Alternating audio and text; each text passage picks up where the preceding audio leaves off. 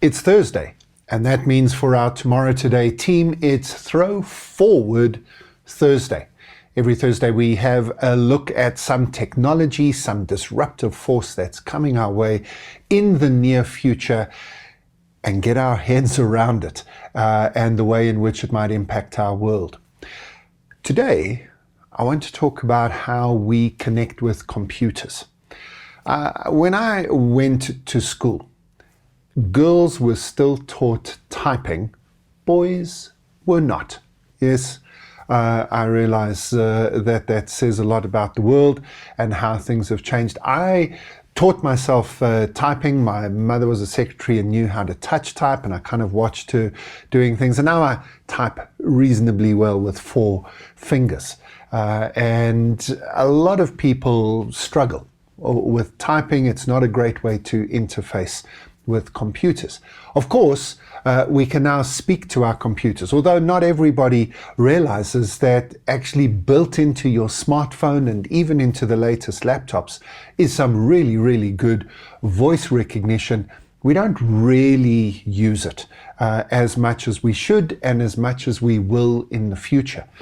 But I want to throw you forward to the early 2030s, where we are going to be controlling our devices with our thoughts.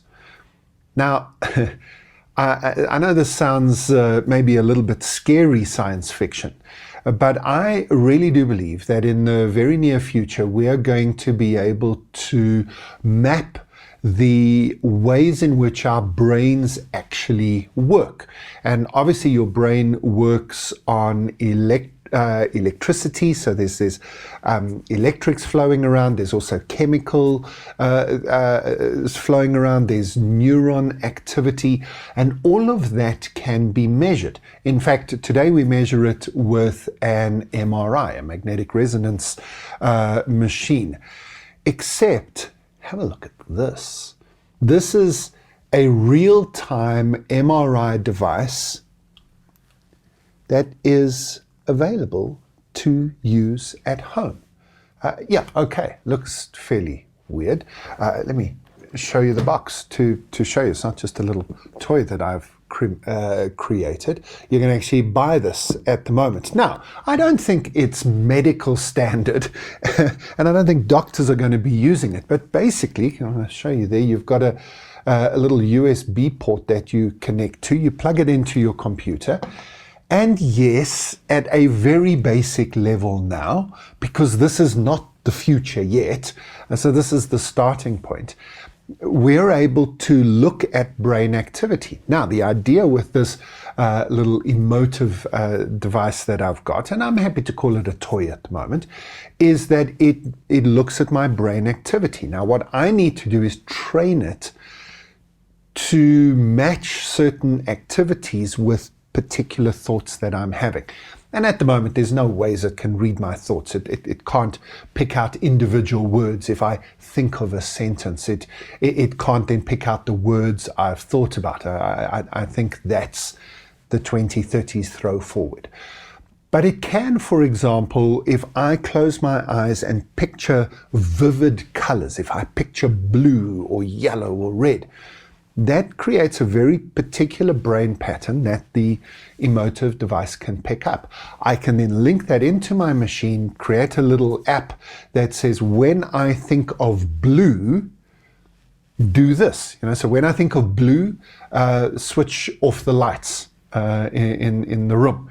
When I think of yellow, switch on the lights. And I'm telling you, this is not the throw forward part. I'm telling you that that's already possible. That we can already, using technology that I can literally buy and use in my home, we can start to map some of the brain's functionings. Now, go and have a look online for some of the stuff that's happening in terms of robotics. So people who've got robotic extensions, if they're missing arms or legs, and how they are linking that into their thinking. So now you think, I want to put my right leg forward, and your right leg goes forward. This has already started. And so by the beginning of the 2030s, I think we will be in a situation where we will be interfacing with the machines around us, still through keyboards, sort of. Yes, mainly through our voice by the 2030s, but certainly potentially through our thoughts as well. Throwforward Thursday. You never know what you're going to get every Thursday, but you always know you're going to go to the future. I'll see you next week with another Throwforward Thursday episode. Make sure that you subscribe now, and if you're on YouTube, hit the bell so that you can be notified, and remind yourself to check us out every Thursday.